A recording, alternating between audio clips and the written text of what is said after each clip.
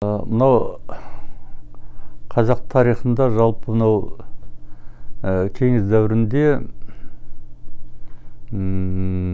талай адамдарға кәдімгі дұрыс баға берілмей, амалсыздан авторлар басқаша бір саяси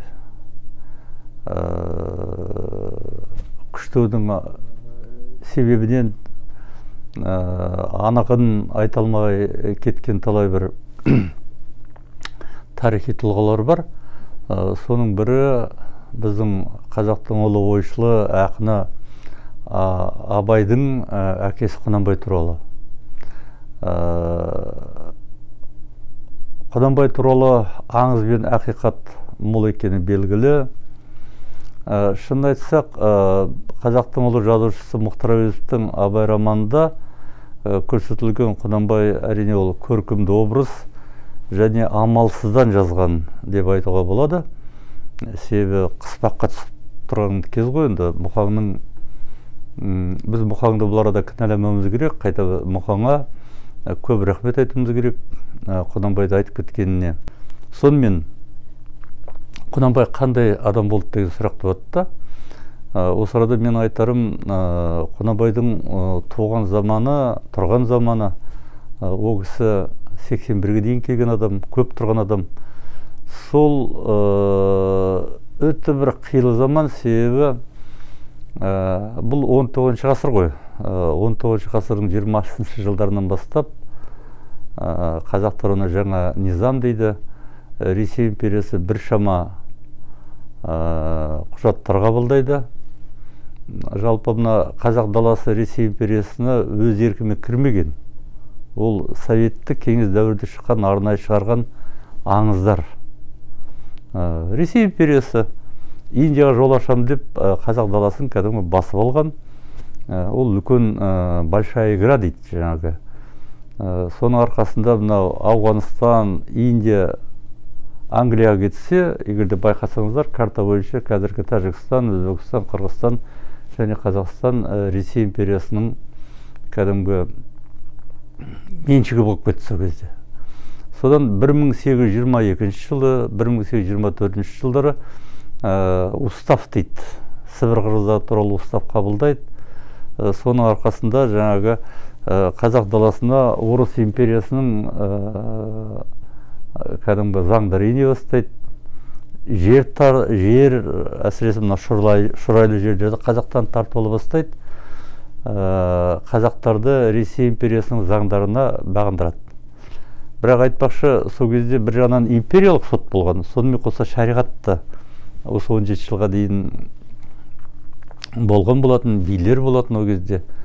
Құнанбайдың тұрған заманы, егерде біз байқасақ, сол қазақ даласының Ресей империясына бодан болған кез. Сондықтан Құнанбайды зерттеген кезде ол кісінің тек қана өзі емес, тек қана өзінің іс-қимылдары емес, ол кісінің сол кездегі өте бір ауыр саяси жағдайда жүргенін айтып отыруымыз керек. Құнанбайдың да, Абайдың да жаңағы үлкен бір мәселесі, олар бұрынғы дәстүрлі қазақ қоғамында тұрғанмен, өскенмен кәдімгі озбырлы полицейлік Ресей мемлекетінің заңдарына бағынуға да мәжбүр болды. Менің ойымша Құнанбай заманды түсінді.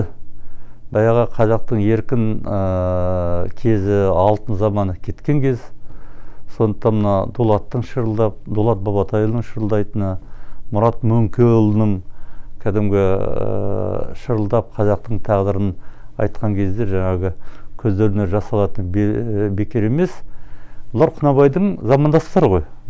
Және олар кәдімгі тамаша жаңа суреттеп береді сол заманда.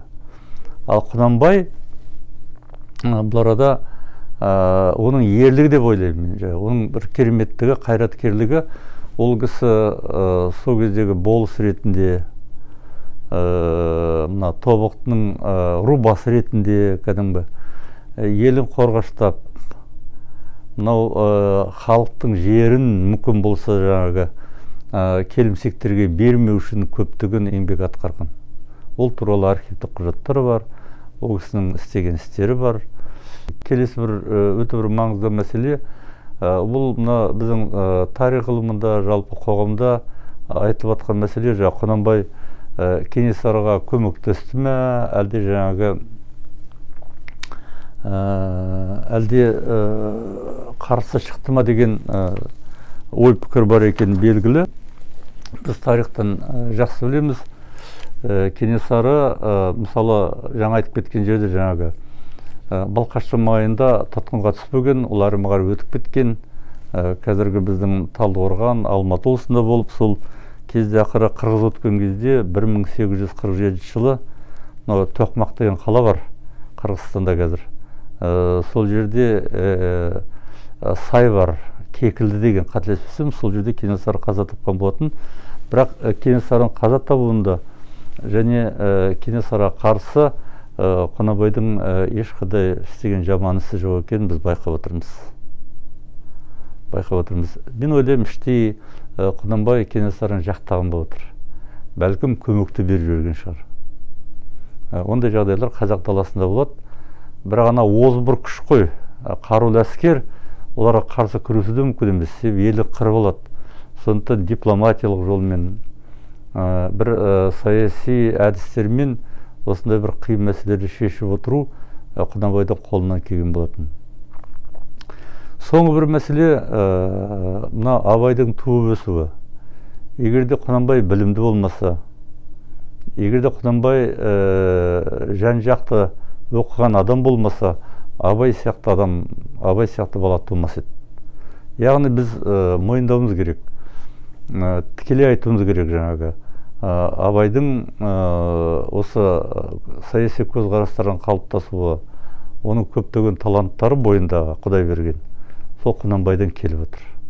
Құнанбай Абайдың әкесі, және Абай Құнанбайдың тәрбиесін көріп өсті. Осы орайда бір өте бір маңызды мәселе, соңғы біз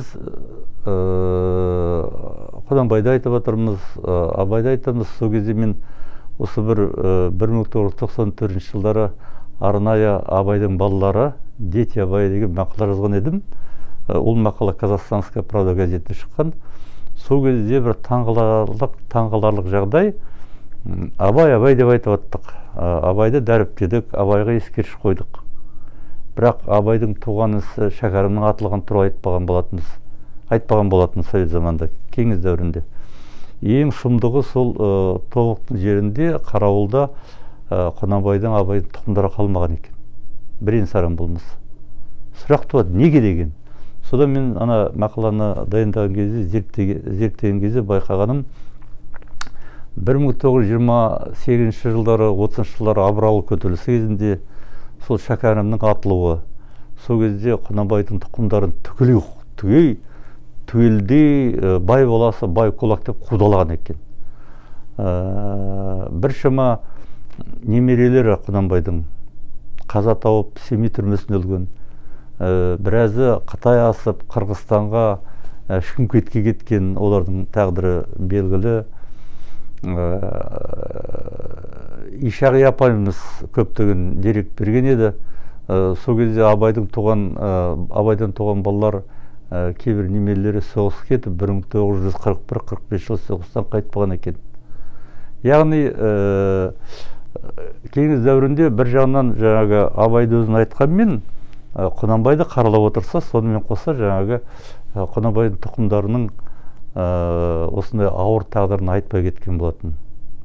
Сондықтан біз қазір осы мына конференцияны өткізген кезде осы мәселелерге кәдімгі нақты істермен жауап беруіміз керек, нақты ізденістер жүргізу керек. Жаңа айтып кеткендей, тарихшы ғалымдарға, әдебиетшілерге, саясаттанушыларға тақырып беріп, осы 19 ғасырдағы саяси ахуал зерттеген кезде Құнанбай мен Абайдың тағдырын біз қайтадан зерттеп шығуымыз керек деген ойдамын.